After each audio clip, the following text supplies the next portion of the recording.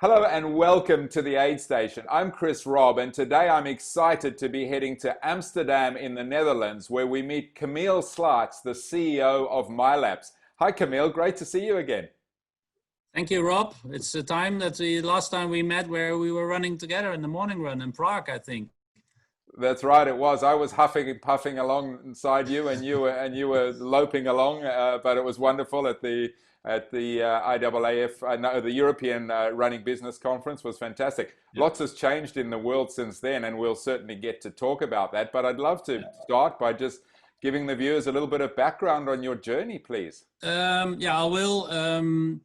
My background has been at Procter & Gamble for a few years and then worked for Nike almost a decade, responsible within Western Europe and then later on also Middle East, Africa and Eastern Europe. Then moved into the denim industry where I globally was responsible and hit every continent and most of the countries. And then sports called me back. And invited me 3 years ago to come back and take this leadership role within MYLAPS, which I'm passionate about sports. I think it was 98 when I ran the New York Marathon. Since then I run, I think it's almost 16, 17 times I was running the half marathon, the second Sunday of January. On the beach every year here on the coast of the Netherlands. So I'm not a fast runner, but I run a lot.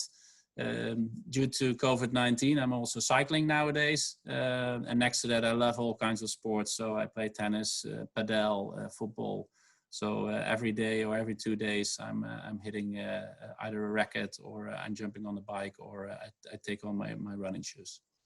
And then a bit about MYLAPS. It's a 37 years old company, market leader in both automated sports, but also bringing a lot of new experiences to events, runners, through the products we have, which goes from event apps to also the hardware and the software around it. Offices across the world, in Sydney, in Japan, in China, in Malaysia. In the Netherlands, and then in the US and Atlanta, where we have our own staff helping and supporting all our customers across the world, and at the end, our racers and runners to do what they have to do. So that's a bit of background on the company and myself. Yeah, look, fantastic, and when obviously big innovators when it first happened, and continue to innovate in an industry where it's so important to innovate. And you mentioned, before we started recording, that the motorsports part is what is happening at the moment, whilst running and mass participation is pretty much on hold. What's life been like in the Netherlands for the last few months, and what have you been up to? Yeah, so it was an interesting time also, and still is, within the company and also personally, because we saw this COVID-19 pandemic coming early stages, having an office in China. So already in January we saw that was coming, so we prepared for it as a company. So when it really hit hard mid-March in Europe and a week afterwards in the US, we were prepared from a health and safety perspective, because I think that was the most important. We had to safeguard our employees and also work very close with our timers and resellers to work on healthcare and safety and to be prepared on this. It means that I work much more from home. Today I'm in the office. I try to be 2 times a week in the office because we do have a factory here. And I want to see at least once a week some people face to face, with social distancing, of course. That's important. I'm doing more sports than ever, because there's a lot of time, because I don't have to commute all these days, which is helping a lot. And what you mentioned before is motorsports is due to the fact that people are wearing helmets. It's a one-on-one on a motorbike or in a car or with RC. It picked up quite fast. So we see that business is doing pretty well with the NASCARs, the Formula Ones, the MotoGP, IndyCar. All of them are racing again.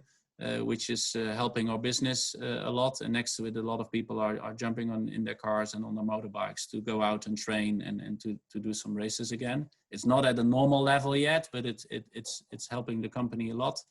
So it's a bit different. We see that part of the business, which is almost half of our company, where everybody is super busy, and the other half where people need to be creative and need to come up with new ideas to cope with the situation which mass events have today, and all our thousands of customers and timers and events have. Yeah, and that's obviously we were talking before as well as depending how long this lasts, how will that be? So bigger organizations like yourselves have some reserves, but we're an industry made up of many small businesses and many timers around the world are in a position where suddenly their businesses just completely disappeared and not so diversified as you've got that bit of a portfolio. How are you seeing, in terms of the biggest challenges for you as a business? You've obviously, you mentioned you've got staff that are furloughed, you've got all these offices around the world. I'm guessing that part of it as well is trying to find ways to support those people, because at the end of the day, you come back to events and you don't have the timers to be timing events with your equipment. I guess your challenges are twofold in terms of your own team and supporting your customers. Yeah. No, yeah, what we did in the beginning is of course, we asked all the timers and immediately and our resellers to in contact if we had to make payment plans or because of the need or the not having the cash from their end. We were very supportive on that side, because you can ask for money or whatever, but if it's not there, you want them to be there and to survive. We are a strong company, but of course we also had to let go some external people, also temporary workforce. But what you just mentioned in the pre-talk, we had to furlough a few of people in the US. But as a company, we want to strive for taking really care of them. So we took care of their health care benefits, and we also make sure that the gap of their income they have from a federal state perspective and what they normally have, we'll close that gap, because we feel that we really need to take care of our employees. And we want to do that going forward, and similar to our customers, we want to take care of them and support them when they need us. And I think that's what we saw, especially, is that we came up very fast with new ideas, with creativity, with some innovation. So within a few weeks and a few sprints on the roadmap, we came with the virtual event app, which is now making sure that you can do even the live tracking.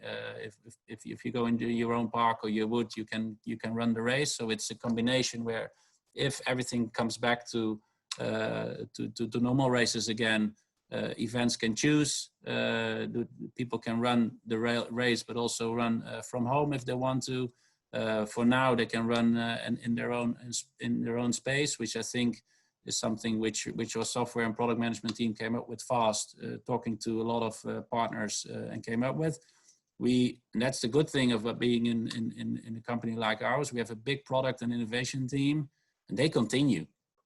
So they don't feel any pressure from there's no work, etc. They had a lot of time to work, because they didn't get too many questions in between. They could work from home, and so we worked a lot on product innovation over the last 3.5 months. So quite some stuff got ready or is almost being launched. So ready to go when business comes back, that we have new products and new features in the product. We don't have that many events to test. Where I do see some light at the end of the tunnel, that in the US, in China, in New Zealand, in Japan, in Europe, those small races, small triathlons, some small races, a lot of military or smaller events are taking place, which is good, because that means that our timers or teams are getting busy again. Not those 10,000 or 50,000 people in a city to run. But we got creative, and I think quite some people see the benefit of also from a health perspective for running. We see that, I think there's more. I just looked on Google and on the results. There's more people searching for the word running and running shoes and cycling and bicycles than ever before over the last 4 months. And I see it when I go out myself.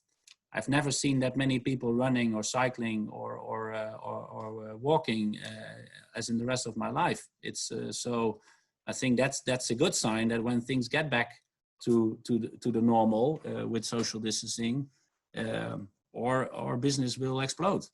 Because everybody is working on their own health and their own benefit.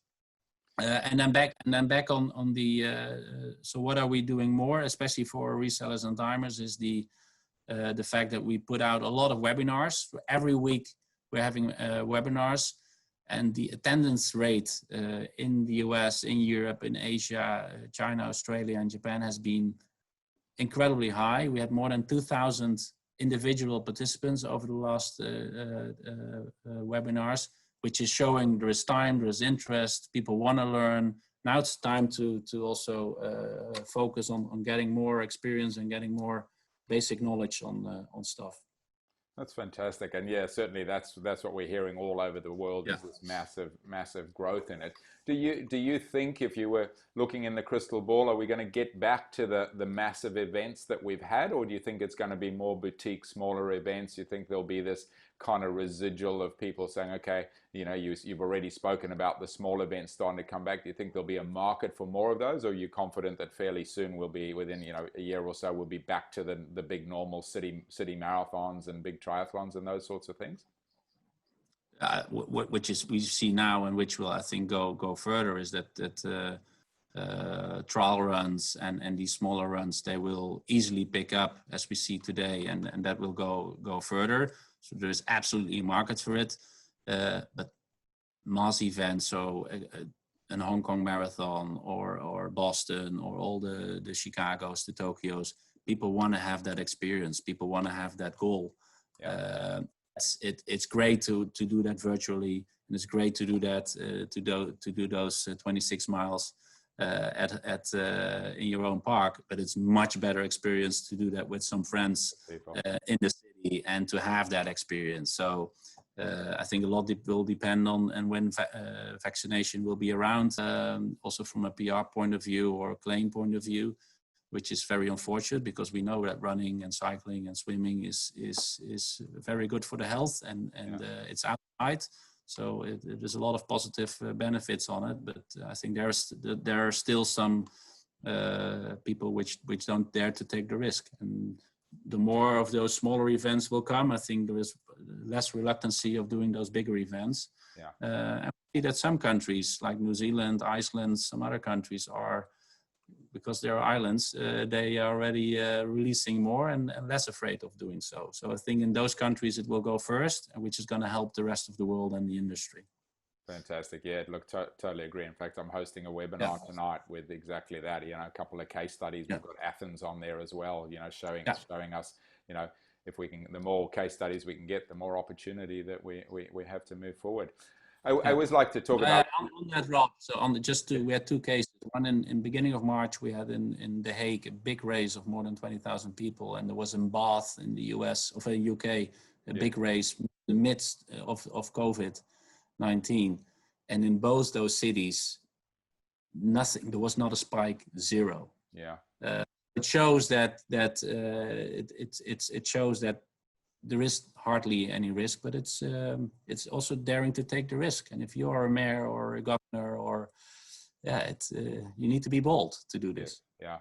No, and it's, look, I mean, we see, I have this conversation on an almost daily basis. Some of the things you see happening in everyday life, in my opinion, are more risky than takes place in an event. But like you say, you've got to have bold decisions, and we also have to have obviously a duty of care. But yeah, hopefully step by step we're there, and it takes leadership, which is my next question. Obviously, you've been in a real leadership role here. What are some of the leadership principles that you follow? Any tips that you can give people? I mean, we've got people watching this from small businesses to big corporates, but some leadership principles that you followed during COVID-19, and I guess you follow on an ongoing basis.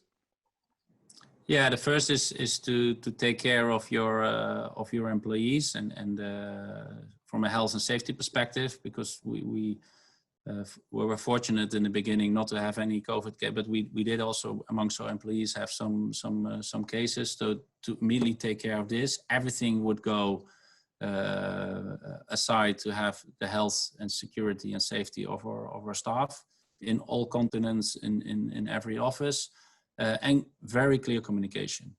So we did a lot of general meetings, which nowadays, I have to be honest, is with Zoom or Teams is very easy to do. You had the highest attendee rates in the history of the company by doing it virtually, which was great. The technology helps there a lot, but communication through those general cafe meetings to the whole staff, to all the people. Webinars to all the timers were very clear, and every week or every 10 days communicate to all the people through email, through personal video messages, or through those bigger meetings. I think it's very important to keep close, because people are working from home in a lot of situations. They have small families or families with kids at home because they were not allowed to go to school. And if you live in an apartment and you have your spouse and your kids around you, it's not easy to yeah. So did that. So people, safety, communication, and what I'm asking a lot is taking ownership and still delivering what you have to deliver, and then be flexible in it. If you want to do that early in the morning, late in the evening, that's all fine. And what we saw by giving that ownership is a lot of creativity. So people with very good ideas. Of course, we had the difficulty of some elements of the company and product and product roadmap, which were very busy. On the motorized side, they're busy. On the active mass side, there's less work, especially in the factory we have here around the corner. So we got some very creative ideas, and right now we have some of our employees are being outsourced and working for companies which are very busy, and they're still very and super happy to be with MYLAPS and on the payroll, and they're getting a kind of free internship for 2-3 months, and then by the time they get back into our business gets back, they get back to MYLAPS, which I think this comes from within our company, that people come up with those ideas and take responsibility, ownership, and creativity, and it's a win-win-win. Those companies are happy with very educated, strong people. Our employees are happy; they get the opportunity to still normally get paid and still work for a super nice company to work for, but getting a free practice, and they can stick their nose in somebody else's business for a few months, and then get back to and take those learnings in our company again. Wow, what a great initiative. That sounds fantastic. Yeah. As always, I like to end with something inspirational. You must have seen so much inspiring through your career. Is there one or a couple of particular things that stick out that you'd like to share with the viewers? Yeah. Yeah, what I think is what is most important in these times of crisis is that it forces you often to make some decisions, which you're always thinking about, and this is then also the moment to take those. And the second thing, which I think is very important, knowing that our business will get back, is that you keep the passion and the energy with the employees, and that you give them the ownership to do what they have to do. And then you see that a lot of innovative and creativity comes up. And that's what I've seen over the last 3 months, and I'll probably also see in the next 3 to 6 months, that you get very strong ideas from giving ownership to employees to take their ideas, because they have now often the time to think about this and to come up with it. So give them that freedom to do that. Take decisions you had to make or you were doubting about, because this is the time for it, to be prepared, to be fully prepared to get back into the business, because it's going to come back. There is more runners, cyclists than ever before, so I'm very confident that there is a very good reason to be for companies like our ones and our industry. Fantastic. Camiel, fantastic talking. Really great to get your insights. Thanks for making the time, and Yeah, hopefully I'll be huffing and puffing running alongside you in the not too yeah, distant yeah. future. I'm looking. I will be trained for that. You will be. I'm scared already. Yeah, yeah, yeah. Yes. All right. Thank Wonderful. you, Thanks, Chris. Camiel. Bye. Bye-bye.